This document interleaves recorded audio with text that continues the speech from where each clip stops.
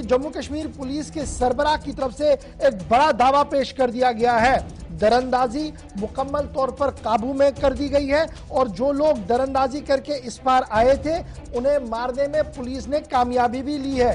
लेकिन बड़ी बात आज डायरेक्टर जनरल पुलिस की तरफ से सामने रखी गई कि 57 नौजवान ऐसे थे जो वीजे पर पाकिस्तान ज़ेरे इंतजाम कश्मीर पीओके चले गए थे पढ़ने के लिए, लेकिन वापसी पर वो हथियारों की ट्रेनिंग करके आए हैं और उनमें अभी भी कई लोग एक्टिव है। 2017 से ये मामला लगातार सिक्योरिटी एजेंसी की नोटिस में है।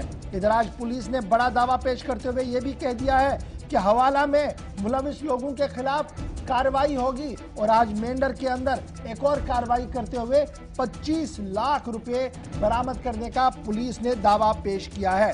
पुलिस सरबराह ने आज क्या कुछ कहा है फटाफट से आप इसको सुन लीजिए, उसके बाद चलते हैं। जमशीद मलिक हमारे साथ ज्वाइन करेंगे और सईद तजम्मुल मेरे साथ श्रीनगर से ज्वाइन करेंगे। दोनों से सूरत हाल के हवाले से गुफ्तगू करेंगे। लेकिन बड़ी खबर यह कि सरहद पार पढ़ने गए थे, वापसी पर हथियार लाया और आज 25 लाख मेंढर से बरामद हुआ है।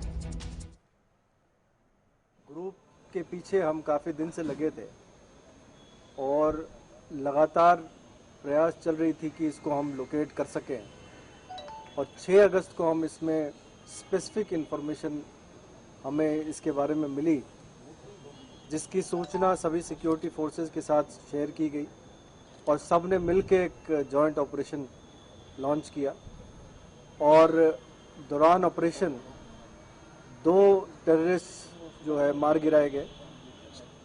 1 या 2 और के होने की संभावना है जिसकी तलाश चल रही है। जो आतंकवादी मार गिराए गए उनसे 2 AK-47, 9 मैगजीन्स और एमुनिशन वगैरह भी बरामद हुआ है। जो बाकी बचे हुए आतंकवादी हैं उनकी तलाश जोर शोर से चल रही है।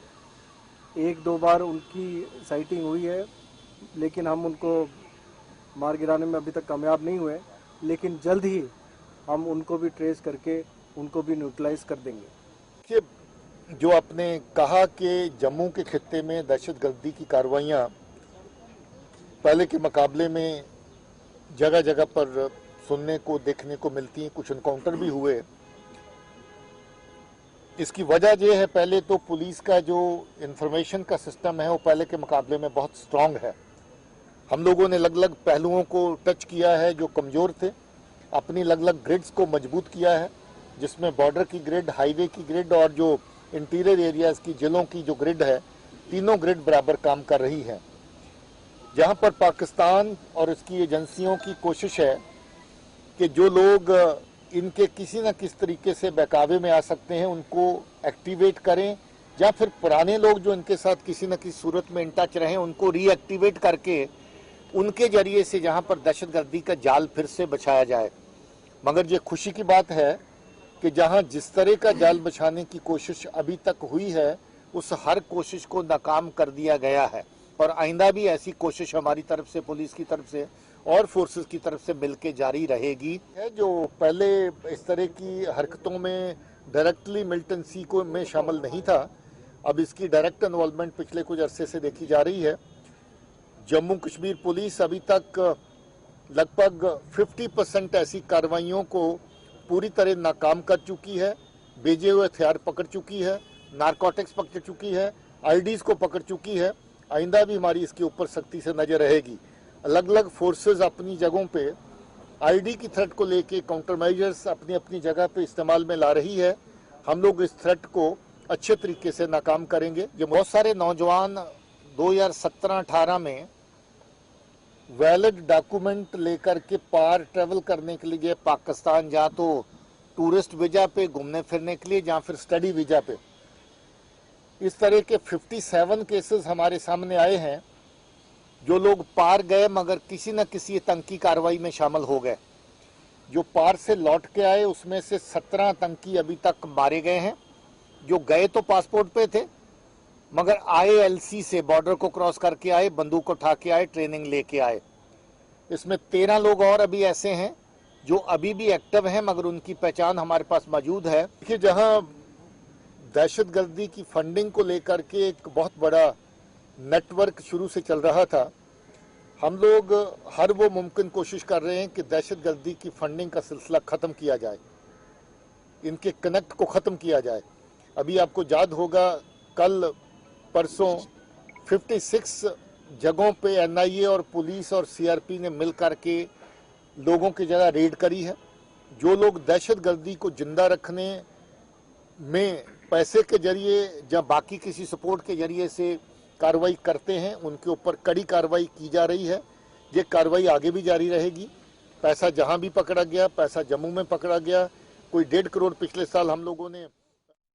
चलिए जी, पैसा भी पकड़ा गया, हथियार भी पकड़ा गया और साथ साथ पहली बार डायरेक्टर जनरल पुलिस ने इस बात का इतराफ किया कि बच्चे तालीम हासिल करने के लिए तो गए थे या टूरिस्ट वीजा पर गए थे, लेकिन वापसी पर एलसी के जरिए से आकर उन्होंने हथियार हाथ में लिए हैं।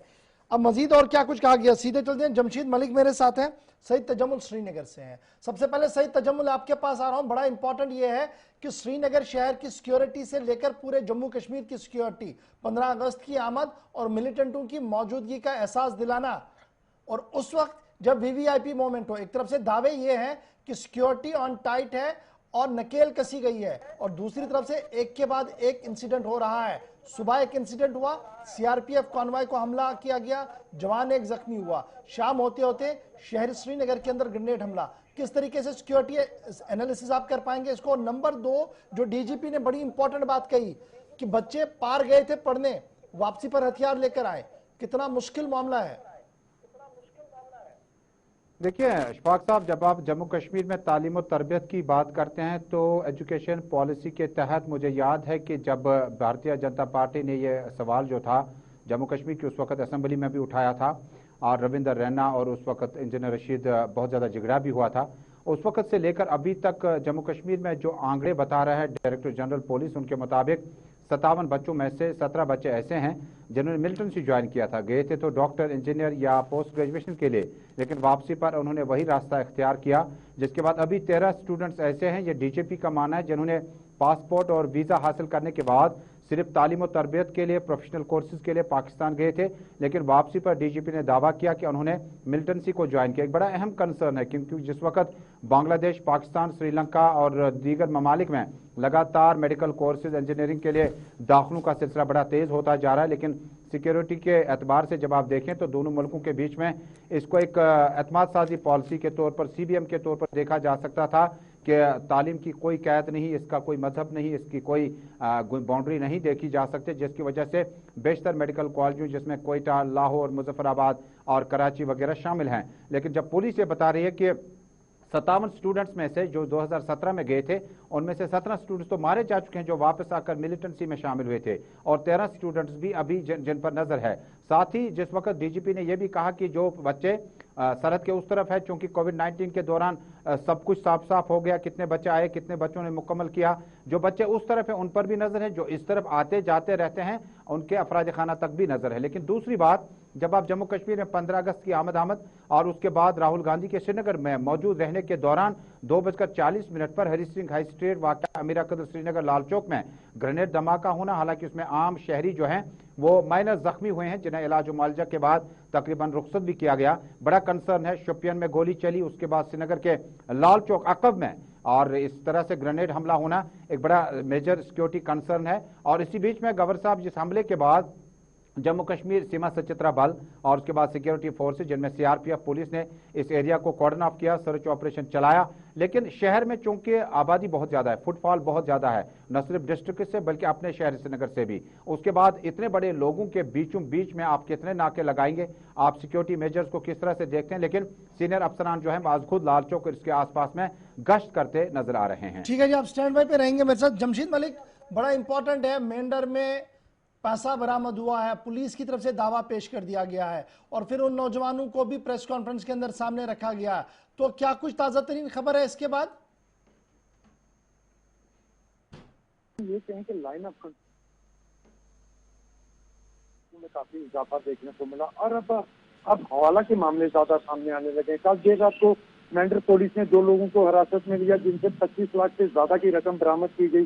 फिर पुलिस ने उनको सामने लाया और ये कहा गया कि ये लोग दोनों पाकिस्तान से इनके लिए पैसा आया था 25 लाख रुपए की, 25 लाख से ज्यादा पैसा था, वो पैसा भी रिकवर कर लिया और दोनों को हिरासत में भी ले लिया, क्योंकि पिछले कुछ दिन से लाइन ऑफ कंट्रोल का हलचल काफी बढ़ी है। हालांकि सीज फायर के बाद खामोशी जरूर देखने को मिली है, मगर बड़ा सवाल यह है कि खामोशी के बीच दरअंदाजी की कोशिशें काफी बड़ी हैं। जिसका डीजीपी आज राजौरी में थे, उनकी तरफ से कई बड़ी बातें रखी गई, खास करके लाइन ऑफ कंट्रोल के लेके उनका करके ये कहा गया कि लाइन ऑफ कंट्रोल पर सीज फायर रुकने के बाद लोगों ने राहत की सांस ली थी, मगर बड़ा चैलेंज ये खड़ा हुआ कि अब उसके भी दरअंदाजी की कोशिशें शुरू हुई हैं। दरअंदाजी की कोशिशों के साथ साथ ड्रग्स का कारोबार शुरू हुआ। उनकी तरफ से एक बात कुछ ऐसी बातें कही गई जिस तरह उन्होंने ये कहा कि पिछले साल ही कश्मीर वैली से सिर्फ 1 करोड़ रुपए से ज्यादा पैसा हवाला का जो रिकवर किया गया। इस तरह उन्होंने मेंढर के हवाले से भी बात की कि कल मेंढर से भी 25 लाख से ज्यादा पैसा रिकवर किया गया। ये चीजें बड़ा सवाल उठ रही है। दूसरी बड़ी बात उनकी तरफ से जो इनकाउंटर को लेके हुई, क्योंकि पिछले 4 दिन से हम भी उसी स्पॉट पर से इनकाउंटर के थाना मंडी के स्पॉट पर, उस हवाले से उनका भी ये कहना था कि ये वो ताजा ग्रुप है। 4 ग्रुप ऐसे थे जिन्होंने इस दौरान दरअंदाजी की कोशिश की, जिसमें से 3 ग्रुपों को मार गिराया गया और एक ग्रुप के बारे में उनकी तरफ से ये कहा गया कि वो ग्रुप हो सकता है कि सुपिया तक पहुंच गया हो। मगर इस ग्रुप के बारे में जब ये पूछा गया कि इसमें 2 लोग और थे, क्योंकि 4 लोगों का ग्रुप था, 2 लोगों को मार गिराया गया, तो उन्होंने कहा उनकी तलाश भी लगातार ही जारी है और पूरा इलाका आज भी कार्डिंग किया गया है। उनसे राब्ता 2 बार इसके बाद भी हुआ। उन्होंने ये भी कहा कि जो भी हमारे पास इनपुट आ रही है उस पर काम किया जा रहा है। दूसरा बड़ी बात यह कि उनसे एक सवाल मैंने किया था कि वो सवाल ये था कि क्या वादी के बाद जम्मू के कुछ इलाकों में मिलिटेंसी का रुझान दोबारा बढ़ना शुरू हुआ है। उन्होंने कहा बिल्कुल सही बात है कि जम्मू में आप थोड़ी सी मिलिटेंसी का रुझान पिछले कुछ दिनों से बढ़ना शुरू हुआ। उसकी बड़ी वजह उन्होंने बताई है कि अब पुलिस बहुत ज्यादा एक्टिव हुई और पुलिस का खेल जो बहुत ज्यादा एक्टिव हुआ, जिस कारण उन्होंने उसकी मिसालें दी। उन्होंने किश्तवाड़ की मिसाल दी कि 3 लोग नए जिन्हें मिलिटेंसी ज्वाइन की थी, 3 को हिरासत में ले लिया गया। उसके बाद एक और नौजवान ने जिसे मिलिटेंसी के रास्ते में था उसको भी जल्द हिरासत में ले लिया जाएगा। उसके बाद उन्होंने ये कहा कि बांडीपुर एनकाउंटर में बिल्कुल नया ग्रुप था। और एक चीज उन्होंने और कही है, वो चीज ये थी कि आप जो भी मिलिटेंट का ग्रुप आ रहा है, अगर 4 लोगों का ग्रुप आ रहा है तो उसमें 2 लोकल हैं तो 2 पाकिस्तानी है, क्योंकि राजौरी में 2 जो मिलिटेंट मारे गए थे, इनमें से एक मिलिटेंट की शिनाख्त तो नहीं कह सकते, मगर एक परिवार ऐसा है दुनिया का जिसने ये क्लेम किया कि वो उनका बेटा है। हालांकि उनके डीएनए टेस्ट जरूर ले लिए गए हैं, मगर दूसरे के बारे में उन्होंने ये कहा कि इसका किसी ने क्लेम नहीं किया। ये भी हम मान सकते हैं। आप स्टैंड बाय पे रहिएगा। बट बड़ा इंपॉर्टेंट सवाल है जी सईद तजम्मुल। हम आर्मी स्टेटमेंट्स को देख रहे हैं, फिर टॉप ऑफिशियल्स को जब सुनते हैं वो कह रहे हैं जी इन्फिल्ट्रेशन बिल्कुल नहीं हुई है जी, ऑनलाइन है जी, बड़ा कंट्रोल है, all is well on LC. 5 अगस्त के बाद और 8 अगस्त के बाद के सिचुएशन को जब देखते हैं, और आज डीजीपी साहब का ये कहना राजौरी पुंछ के दौरे के दौरान कि देखिए 3-4 ग्रुपों ने तो इन्फिल्ट्रेट कर दिया है, 3 हमने मार दिए, एक अभी भी एक्टिव है, हो सकता है आगे पीछे गया हो, लेकिन हम उनके पीछे लगे हैं। तो क्या मैं ये समझूं कि स्टेटमेंट क्लैश हो रहा है कहीं पर, किसी न किसी जगह पर? देखिए, जम्मू कश्मीर में जब आप दक्षिणी कश्मीर की बात करते हैं, साउथ कश्मीर और बाकी इलाकों में, तो हमने देखा कि 2 महीना, 2 दिन, 8 दिन, 15 दिन पहले के रिक्रूट हुए मिलिटेंसी में जो लोग हैं वो मारे गए हैं। यानी इसका मतलब ये हुआ कि मिलिटेंसी का जो दायरा है south Kashmir, central Kashmir, north Kashmir के आसपास में लोकल मिलिटेंट ही हुए। लेकिन जिस वक्त आप राजौरी और जमशेद भाई जिस तरह से बता रहे थे वहां पर कि डीजीपी के हवाले से कि कुछ इन्फिल्ट्रेशन हुई है, भारत के खुसूसी जराए लगातार बता रहे हैं कि कोई इन्फिल्ट्रेशन नहीं हुई है। हालांकि बीते दिनों में आपको याद होगा कि आर्मी के सीनियर अफसर ने इस बात का इशारा दिया कि 140 मिलिटेंट जो है वो बिल्कुल तैयारी की हालत में इन्फिल्ट्रेशन करने की सूरत में वो इस तरफ आ सकते हैं। लेकिन अब इन्फिल्ट्रेशन हुई है नहीं हुई है, भारतीय जराए बताते हैं कि नहीं हुई है, लेकिन हो सकता है क्योंकि ये जो सरहद का एरिया है इसका टोपोग्राफी जो है इसको आपने इन्फिल्ट्रेशन पे फिलहाल जो प्रतिबंध लगाया है उसमें किस हद तक मिलिटेंट इस तरफ आने में कामयाब होंगे ये बताना अभी कबल वक्त होगा। लेकिन जब आप लाइन ऑफ कंट्रोल के नजदीक देखते हैं कुछ दिनों से, खासकर राजौरी, पुंछ और आसपास के इलाकों में या शाहदा शरीफ के आसपास के इलाकों में, तो पुलिस इस बात पर अभी मुसलसल गौर कर रही है क्या ये ताजा इन्फिल्ट्रेशन हुई है या पहले के आए थे उसके बाद फॉरेस्ट एरिया में ही। बहुत बहुत शुक्रिया जी आप दोनों का मेरे साथ ज्वाइन करने के लिए, सईद तजम्मुल और जमशेद।